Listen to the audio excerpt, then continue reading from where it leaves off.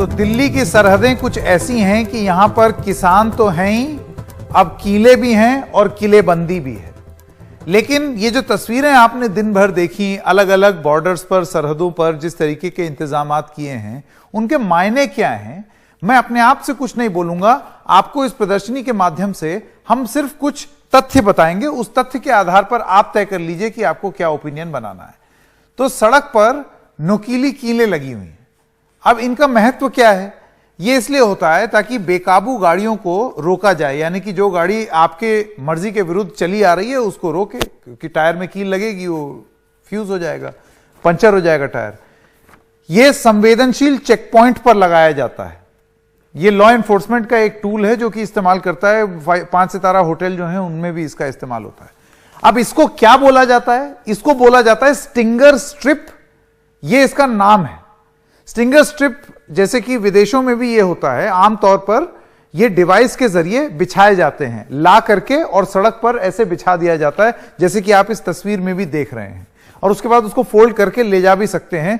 यहां तो अजब ही हो गया, सीमेंट से उसको जमीन में गाड़ दिया, सड़क का एक हिस्सा बन गया है वो।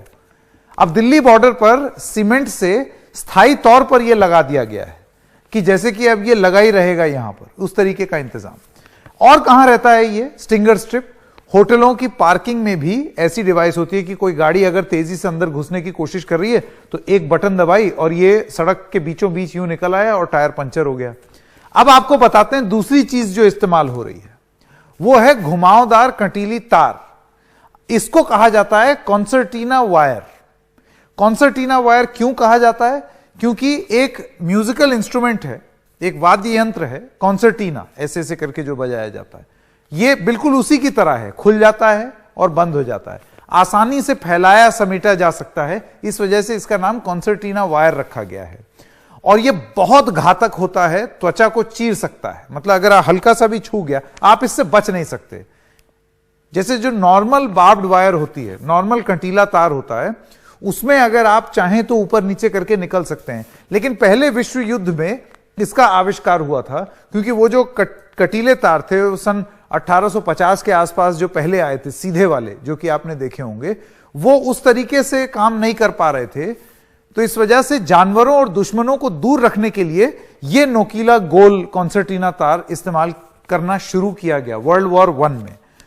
उसके बाद भारत में अभी इसको सेना, भारत के जेल में और खेतों में इस्तेमाल किया जाता है कॉन्सर्टीना वायर। खेतों में इसलिए ताकि पक्षी वगैरह दूर रहें, जो आवारा जानवर हैं वो दूर रहें, फसल ना बर्बाद कर दे। आतंकी हमले की आशंका वाले इलाके में भी इसका उपयोग किया जाता है। और जब हम इस बारे में बात कर रहे हैं तो हमको यह बताना पड़ेगा कि भारत के संदर्भ में इसका इस्तेमाल श्रीनगर में जरूरत से ज्यादा हुआ है। श्रीनगर में आप कहीं भी चले जाइए या कश्मीर में चले जाइए, आपको एक कॉन्सर्टीना वायर दिखेगी। अमेरिका और मेक्सिको के बॉर्डर पर भी यही तार लगाई गई है। तो जो चीज कश्मीर में लगती थी, जो चीज अमेरिका और मेक्सिको के बॉर्डर पे लगती थी, आज गाजीपुर, टिकरी और सिंघू पे लगी हुई है। भारत से नेपाल आप आसानी के साथ में जा सकते हैं, लेकिन अगर आप दिल्ली से गाजियाबाद आपको जाना हो तो आज की तारीख में आप नहीं जा सकते। इतनी गहरी खाई है ताकि कोई भी पैदल दिल्ली की ओर ना जा सके। नई चीज क्या क्या हुई है बॉर्डर पर किसानों को रोकने को लेकर कि वो दिल्ली में दाखिल ना हो पाए। सिंघू बॉर्डर पर 5 लेवल की सिक्योरिटी लगाई गई है, सड़कें खोद दी गई हैं, जेसीबी मशीन्स लगाई गई हैं। नहाने के लिए और खाने के लिए तक पानी नहीं है।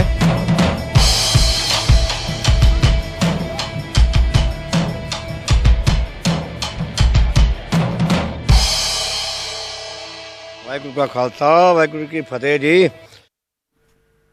हमारे साथ इस पर बात करने के लिए हैं अशोक वाजपेयी, एमपी हैं राज्यसभा से भारतीय जनता पार्टी के। वाजपेयी जी, आपका बहुत बहुत धन्यवाद हमसे बात करने के लिए। सबसे पहले मैं आपसे यह पूछना चाहता हूं कि इस तरीके की कटीले तार लगा देना, बार्ब्ड वायर, फेंसिंग, सड़क खोद देना, आपको लगता है कि ये रणनीति ठीक है आपके विचार से?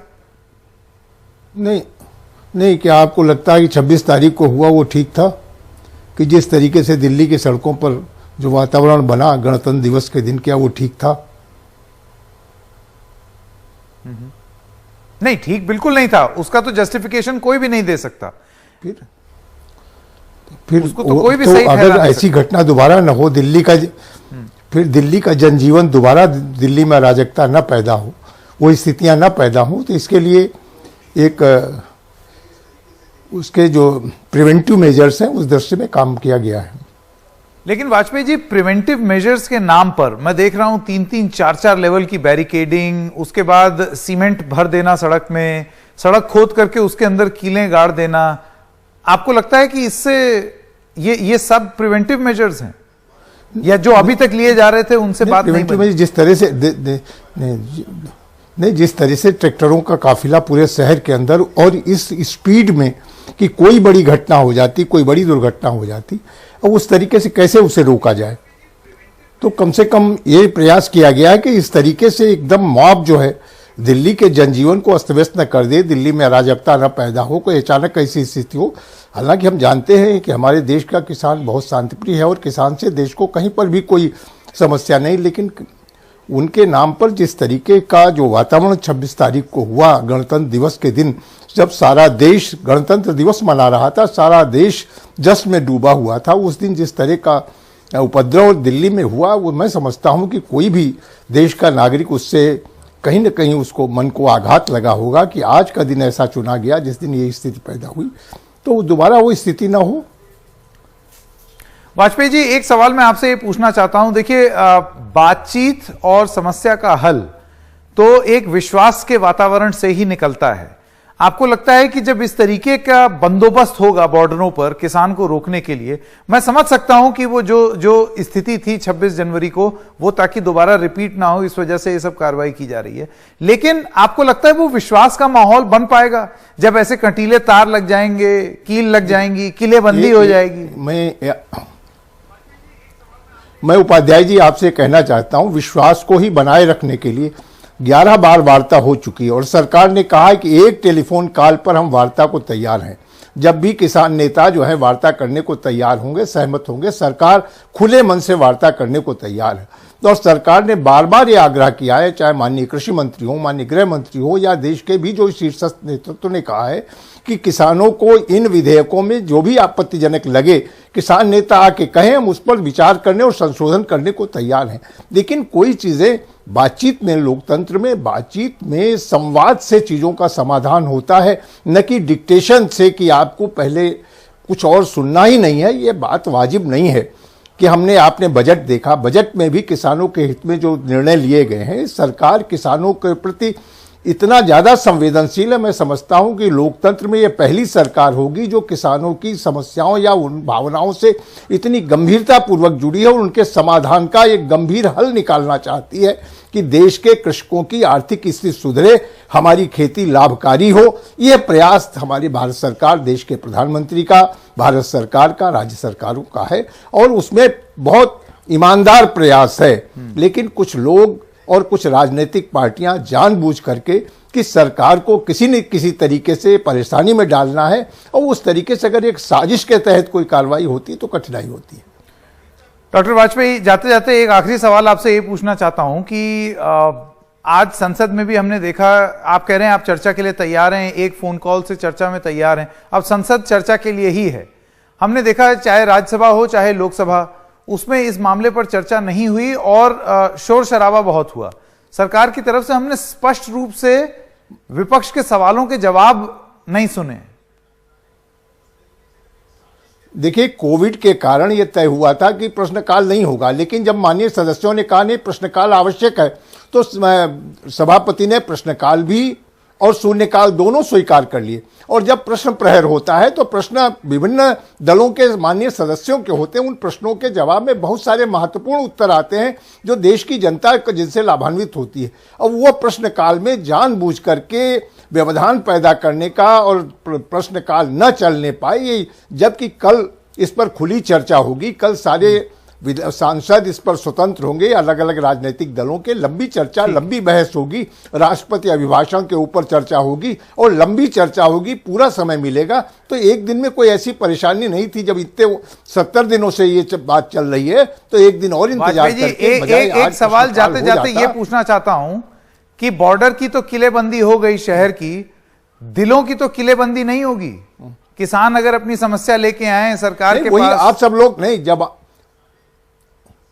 नहीं, आप लोग जब चाहेंगे तो दिलों की भी किलेबंदी हो जाएगी, दिल भी जुड़ जाएंगे, और जो अविश्वास कहीं पैदा किया जा रहा है जानबूझ करके, वो समाप्त होगा। किसानों का हित किसमें है? सरकार इसके लिए बहुत चिंतित है और सरकार खुले मन से किसानों की हर समस्या का समाधान करना चाहती है, कृषि को लाभकारी बनाना चाहती है।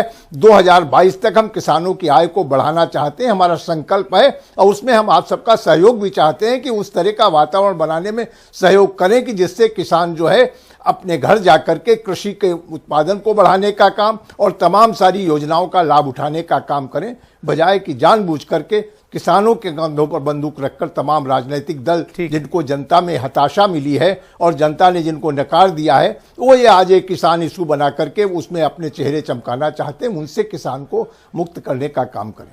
ठीक है डॉक्टर वाजपेयी, आपका बहुत बहुत धन्यवाद एनडीटीवी से बात करने के लिए। अब मैं अपने अगले मेहमान को आमंत्रित करना चाहता हूं। कुलदीप बिश्नोई पूर्व सांसद हैं, हमारे साथ आ गए हैं, सर्विंग 4th टर्म एमएलए हैं हरियाणा से। बिश्नोई जी, आपका बहुत बहुत धन्यवाद एनडीटीवी से बात करने के लिए। अभी आपने डॉक्टर वाजपेयी को सुना, उनका यह कहना था कि ये साक्षात राजनीति है, कुछ लोग अपनी राजनीति चमकाना चाहते हैं, और किलेबंदी जैसा माहौल इसलिए उत्पन्न हुआ है क्योंकि 26 जनवरी को जो हुआ वो दोबारा नहीं होना चाहिए। आप क्या कहेंगे? देखिए, बहुत ही दुर्भाग्यपूर्ण बात है कि जब से हिंदुस्तान आजाद हुआ उसके बाद पहली बार ऐसा देखने को मिल रहा है कि देश के किसानों को, हमारे अन्नदाताओं को अपने बच्चों के भविष्य के लिए इस प्रकार संघर्ष करना पड़ रहा है। और इस प्रकार से सरकार ने जो किलाबंदी की है, मैं समझता हूं इससे बहुत दूरियां किसानों के और सरकारों के दिलों में होगी आने वाले समय में। क्यों आपको ऐसा लगता है? क्योंकि सरकार अपनी तरफ से कह रही है कि सच्चा किसान, जिसको समझ में आ रहा है कि ये बिल उसके साथ का है, उसके मतलब का, उसके हित का है, वो तो नहीं आपत्ति कर रहा है। उन्होंने इसको राजनीति से जोड़ दिया है। देखिए, राजनीति की बात अगर करें तो बीजेपी के मुंह से अच्छा ही लगता है। सरकार का काम लोगों को दिलों से जोड़ने का है। जैसे आज राहुल जी का भी ट्वीट में देख रहा था, राहुल जी का बयान भी मैं देख रहा था कि सरकार का काम ब्रिज बनाने का है, दीवारें बनाने का नहीं होता है। और 26 तारीख का वाजपेयी साहब की बात मैं सुन रहा था, 26 तारीख को जो हुआ वो सीधे सीधे तौर पे सरकार का षड्यंत्र था, जो जनता जान चुकी है। अलग अलग प्लेटफॉर्म पे दीप सिद्धू जैसे लोगों को हमने देखा जो बीजेपी के ऑफिशियल वर्कर रहे हैं, ऑफिशियल इलेक्शन एजेंट रहे हैं, सांसद सनी देओल के। तो इस प्रकार के लोगों ने, बीजेपी के विधायक पुलिस की वर्दी के अंदर आके किसानों को डंडे मार रहे हैं। इस प्रकार का माहौल ये बीजेपी षड्यंत्र रचा था, जो एक्सपोज हो चुका है। सरकार को अपनी हट वर्ता छोड़ के किसानों की बात को मानना चाहिए। सरकार तो कह रही है कि आइए खंडवार बात करें, क्लॉज बाय क्लॉज। अगर ये जो कीलें लगा रहे हैं, ये जो दीवारें बना रहे हैं, ये बात करने का नजरिया है इनका, ये तो दूरियां बनाने का नजरिया है। और 11 बात हो चुकी। आपने एक कानून बनाया, एक कानून आपने जिन लोगों के लिए बनाया वो उस कानून से खुश नहीं है, तो आपको ऐसा क्या हटवर्ती आपने रखी हुई है कि आपको कानून रखना ही रखना है, सिर्फ इसलिए कि चंद पूंजीपतियों को फायदा आपने पहुंचाना है। इसके लिए देश का किसान, देश का मजदूर, देश का छोटा व्यापारी चाहे तबाह बर्बाद हो जाए, इसका कोई परवाह नहीं। अदानी जैसे लोगों को की जेबें भरना सरकार का पहला लक्ष्य है। 2 सवाल है मेरे अब जाते जाते। एक, बिश्नोई जी, मैं आपसे पूछना चाहता हूं कि एक किसी के भी लिए अगर आप इस तरीके की सुरक्षा का इंतजाम करेंगे कि आप कील गाड़ दे रहे हैं, आप सीमेंट भर दे रहे हैं, आप वो कंटीला तार लगा दे रहे हैं, तो एक माहौल ऐसा बन जाता है कि जो मन खट्टा करता है। आपको लगता है कि ये एक जज्बात है, किसानों में भी दिख रहा है? बिल्कुल, मैं कई बार जाके आया हूं, मैं और मेरा बेटा वहां कई लगातार कई दिनों से वहां पर हैं। आज मैं गया था, वहां पे लोगों में बहुत गुस्सा है। लोग कह रहे हैं बहुत उम्मीद से हमने हमारे सरपरस्त का दरवाजा खटखटाया था दिल्ली आके कि हमें न्याय दीजिए, और बजाय दरवाजा खोलने के इन्होंने तो कीलें लगानी शुरू कर दी, दीवारें बनानी शुरू कर दी। आज हालात ये हैं, मैं दावे से कहता हूं बीजेपी का कोई एमपी, कोई एमएलए अपनी कॉन्स्टिट्यूएंसी में घुस के दिखा दे। इतना गुस्सा, इतनी नफरत इस सरकार के लिए लोगों के मन में है। ना केवल किसान, पर जो छोटा व्यापारी है या जो लोग जुड़े हैं, कॉमन मैन है, वो भी इस बात को गलत बता रहा है। बिश्नोई जी, जाते जाते एक आखिरी सवाल। जब जीएसटी लागू हुआ तब भी यही कहा जा रहा था कि बीजेपी जरा लोगों के पास जाए और क्रोध देखे। जब नोटबंदी हुई तब भी यही कहा जा रहा था कि यूपी का चुनाव जीत के ही दिखा लें तो देखा जाए, लोगों में इतना गुस्सा। और अब अभी भी आप यही बात कह रहे हैं। हर बार भारतीय जनता पार्टी पलट के कह देती है देखिए जनता ने तो हमें वोट दे दिया। देखिए, वो जीएसटी का या डिमोनेटाइजेशन एक अलग इश्यू था। इस प्रकार का आंदोलन जो जन आंदोलन है, इस प्रकार का आंदोलन मैंने अपने राजनीतिक जीवन में 52 साल की उम्र के अंदर मैंने लोगों का इस प्रकार का आंदोलन नहीं देखा। यूपीए की सरकार के अंदर भी बहुत बड़े आंदोलन हुए, लेकिन इस प्रकार का जो नकारात्मक रवैया जो सरकार का है वो कभी यूपीए गवर्नमेंट ने नहीं किया है। और जहां तक कि वापस आने की बात है वोटों की, अभी इनको आने वाले चुनाव में तमिलनाडु, वेस्ट बंगाल में बीजेपी को पता लग जाएगा। ये नफरत का माहौल जो पैदा कर रहे हैं, नफरत से नफरत ही वापस मिलती। ठीक, कुलदीप बिश्नोई जी, एनडीटीवी से जुड़ने के लिए आपका बहुत बहुत धन्यवाद। Thank you. एक छोटे से ब्रेक के लिए रुक रहे हैं, अभी हाजिर होते हैं।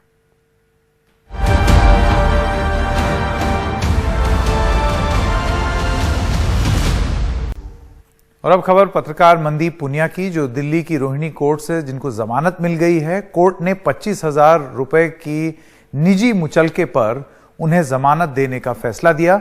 मनदीप पुनिया को दिल्ली पुलिस ने 31 जनवरी को सिंघू बॉर्डर से गिरफ्तार किया था। और खबरें जारी रहेंगी एनडीटीवी इंडिया पर।